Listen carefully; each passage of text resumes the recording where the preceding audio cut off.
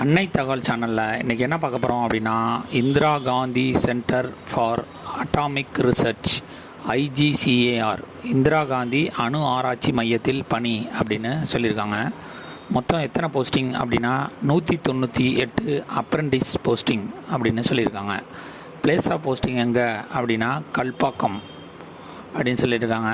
வயது வரம்பு என்ன சொல்லியிருக்காங்க அப்படின்னா 13/10/2024 அன்னைக்கு மினிமம் 18 வயசுலேருந்து அதிகபட்சம் 24 வயசு இருக்கிறவங்க இதுக்கு விண்ணப்பிக்கலாம் அப்படின்னு சொல்லியிருக்காங்க.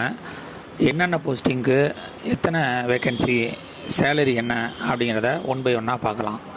ஃபஸ்ட்டு ஃபிட்டருக்கு 46 போஸ்டிங் எடுக்கிறாங்க.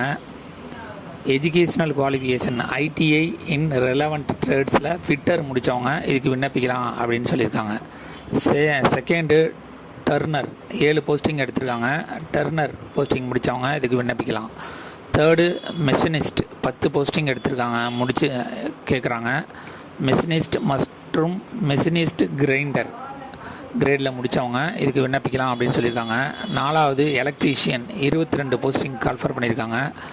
ஐடிஐயில் எலக்ட்ரீஷியன் மற்றும் ஒயர்மேன் முடித்தவங்க இதுக்கு விண்ணப்பிக்கலாம் அப்படின்னு சொல்லியிருக்காங்க. அஞ்சாவது mechanical machine tool maintenance 1 posting call for பண்ணியிருக்காங்க. மெக்கானிக்கல் மெஷின் டூல் மெயின்டெனன்ஸ் முடித்தவங்க இதுக்கு விண்ணப்பிக்கலாம் அப்படின்னு சொல்லியிருக்காங்க.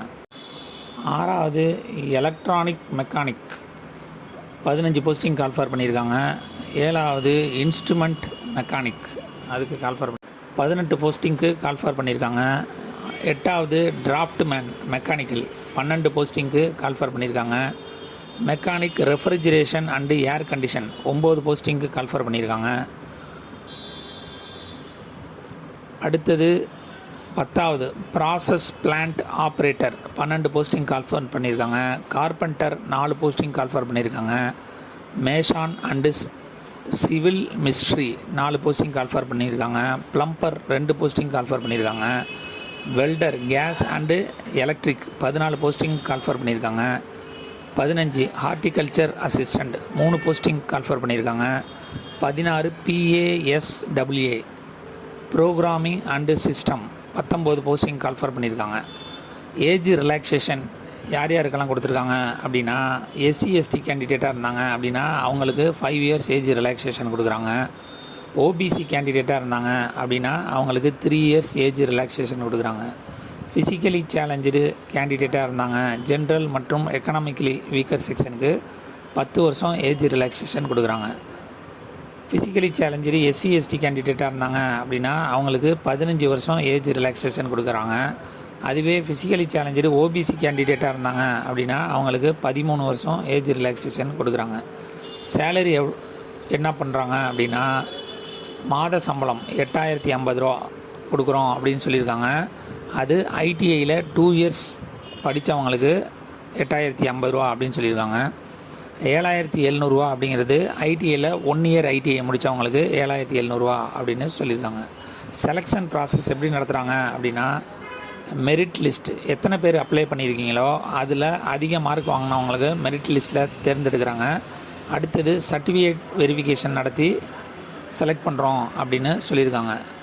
இந்த எக்ஸாமுக்கு அப்ளை பண்ணுறது எப்படி அப்படின்னா, ஐடிஐ டிப்ளமோ டிகிரி முடித்தவங்க ஃபஸ்ட்டு இந்த மாதிரி டெக்னிக்கல் ஃபீல்டு மூலியமாக வேலைக்கு சேர்க்குறதுக்கு அப்ரெண்டிஸ்ஷிப் india.gov.in அப்படிங்கிற சைட்டில் போய் கேஒய்சி பண்ணணும் அப்படிங்கிறாங்க. கேஒய்சினால் உங்களுடைய Aadhaar card, 10th mark sheet, அதுக்கப்புறம் பேங்க் பாஸ்புக்கு, ஆதாரோட இணைஞ்ச செல் நம்பர் இதெல்லாம் வச்சு தான் இந்த கேஒய்சிங்கிறது பண்ண முடியும். அதை பண்ணிவிட்டு ரிஜிஸ்டர் பண்ணுறது நல்லது அப்படின்னு சொல்லியிருக்காங்க.